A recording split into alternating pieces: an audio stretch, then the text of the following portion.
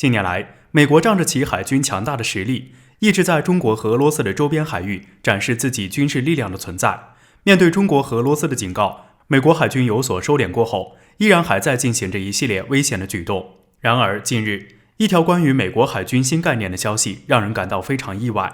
据媒体报道，美国海军专家在媒体上发表了一篇标题为《新战略》的文章。该篇文章中指出，美国海军的新概念将是反对俄罗斯和中国的侵略，他们将会对中国和俄罗斯的侵略做出更加果断的反应。该文章还提到称，自21世纪以来，美国方面一直在关注着中国不断增强的海军力量以及俄罗斯的各项行动。在过去的几年中，美国海军的军舰就与中国和俄罗斯海军军舰发生了一些摩擦，特别是中国还使用了激光和电子武器来对付美国，这对于美国来说十分危险。因此，中国对于美国来说是严重的长期战略威胁。由此可见，美国海军的这名专家又在渲染中国威胁论。不过，他使用了侵略一词确实有些不妥，毕竟中国海军从建立以来就没有出现过任何侵略性的行为。反观美国海军则不一样，近年来他们在我国和俄罗斯周边海域像个跳梁小丑一样，不断地发起一系列的挑衅举动。所以说，侵略一词用在美国海军上更为贴切。不得不说，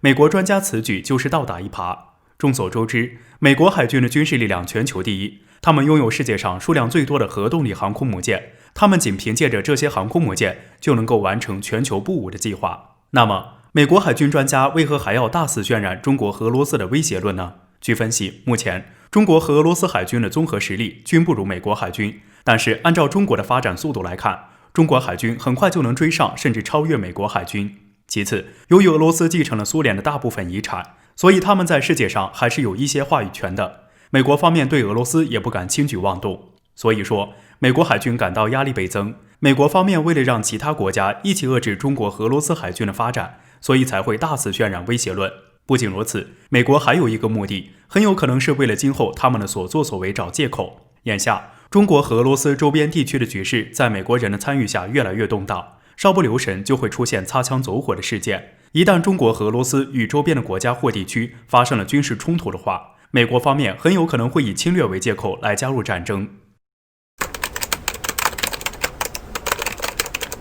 近年来，中国的航天技术有了巨大的提升。前不久，中国的嫦娥5号月球探测器顺利在月球上进行了采样工作，并成功返回地球。就在嫦娥5号回家后不久，我国的长征8号运载火箭在海南文昌发射场进行了首次发射任务，并取得了成功。眼下，最值得关注的就是我国此前发射的天问1号火星探测器。根据公开的资料显示，中国的天问1号火星探测器于今年的7月23号在海南文昌发射场发射升空。根据预定计划，天问1号火星探测器将会在地火转移轨道飞行约7个月后抵达火星附近，并开始进行一系列的火星探索任务。目前，世界上只有苏联、美国、印度以及欧洲航天局成功地将探测器送入到火星轨道。相信再过几个月后，中国就能够成功地加入火星俱乐部。据了解，实现人类到达火星是我国太空计划中最为长远的目标之一。然而，在事实上，火星探测计划只是我国众多太空探索计划中的一项。经过了50年的追赶，中国的深空探索任务将会在2020年后迎来一个爆发期。那么，我国在2020年后将会进行哪些太空探索任务呢？首先，我们要开始建设属于我国的大型多舱段组合式空间站天宫号。目前，天宫号的建设已经进入了准备阶段。天宫号空间站的核心舱已经运送至海南文昌航天发射场，准备择机发射。有消息称，天宫号空间站的核心舱最晚于明年上半年发射升空。按照预定计划，到了2022年前后，中国的天宫号空间站将会全面运行。等到美国为首打造的国际空间站一旦退役的时候，天宫号将会成为世界上唯一在轨的大型空间站。其次，除了天宫号空间站的搭建任务之外，我国的2022年小行星探测计划、2028年的火星样本带回地球计划、2029年左右的木星探测计划，都是我国势在必行的深空探索任务。由此可见，我国在深空探索的这一领域上雄心勃勃。目前，我国已经确立了明确的计划，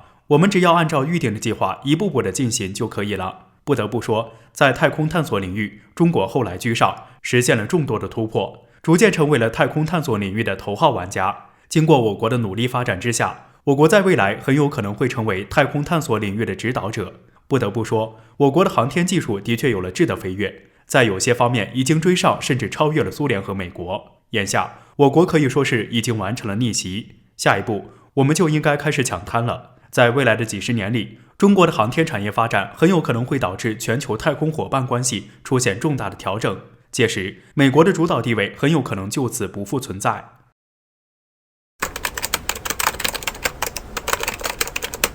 在苏联未解体的时候，他们的红海军是唯一能与美国海军抗衡的海军部队。苏联解体后，这支队伍组成了俄罗斯海军。但是随着时间的推移，俄罗斯海军的战斗力大不如从前，许多战舰都面临着退役。近日，俄罗斯方面打算为一艘即将退役的军舰进行延寿升级。据媒体报道，俄罗斯国防部称，他们决定对北方舰队的主力战舰956型现代级乌沙科夫海军上将驱逐舰进行现代化升级改造。据了解，乌沙科夫海军上将驱逐舰目前装配了反舰导弹、防空导弹以及火炮等武器，并且还部署了卡27反潜直升机，它具有防空和反无人机的能力。然而，乌沙科夫海军上将驱逐舰在2年前的一次战备执勤期间，却出现了一个非常严重的技术问题，因此俄罗斯方面当时准备将这艘老旧的军舰进行退役。然而，俄罗斯专家认为，乌沙科夫海军上将驱逐舰虽然动力系统较弱，但是它的火力却十分强大，因此俄罗斯方面还是决定翻新这艘军舰。有公开消息表明，俄罗斯海军的956型现代级驱逐舰首舰于1980年加入苏联红海军，经历了40年风雨的洗礼，俄罗斯海军中仅剩下3艘956型驱逐舰，乌沙科夫海军上将驱逐舰就是其中的一艘。就在俄罗斯国防部决定翻新这艘驱逐舰的时候，有俄罗斯网友却说道，将它交给中国，这是怎么一回事呢？据分析，近年来中国海军的实力日益强大，下饺子的趋势是世界有目共睹的。不仅如此，我国现在已经能够造出像05型这样的万吨大驱，通过这一点就能得知，中国的造舰技术已经处于全球领先的地位。所以，按照我国的实力来说，改造升级乌沙科夫海军上将驱逐舰是轻而易举的事情。不仅如此，我国海军中也拥有4艘现代级驱逐舰，分别为泰州、福州、杭州以及宁波号。因此，我国对乌沙科夫海军上将驱逐舰的构造和性能肯定非常了解。如果让我国对其进行现代化升级改造的话，那么它的综合性能将会变得更强大。那么，